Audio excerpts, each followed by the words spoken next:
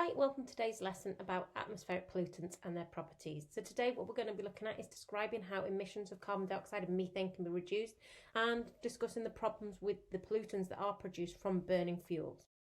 So before we start,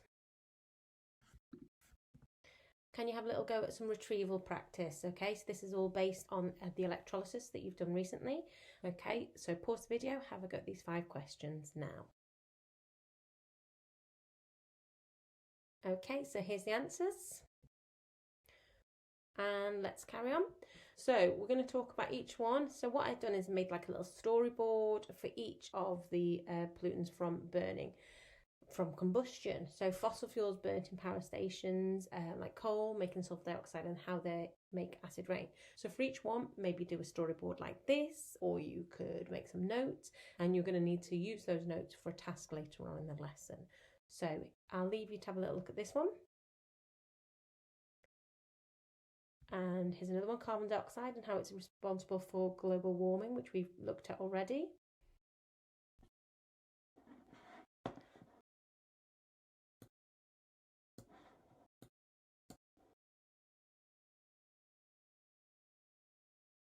Okay, and carbon monoxide and particulates. Now, what's interesting about this is these particulates make the buildings dirty, but they're also responsible for something you might not have heard of before, which is called global dimming. So global dimming is the gradual reduction in radiation energy which reaches the Earth's surface from the sun, and that's due to those small particles in the atmosphere, and they come from the combustion of fossil fuels. Okay, and also the last one is oxides of nitrogen and how they end up making nitric acid and the problems with nitric acid. Now, you should have some notes on all of these different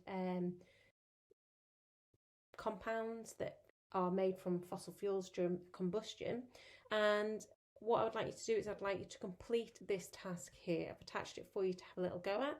See if you can use your notes you've already made to complete this task. Okay. And here's a little summary that if you're still struggling to help you complete your task. Okay, so you can just go back and pause the video and have a little go at this task using this summary as well if you need.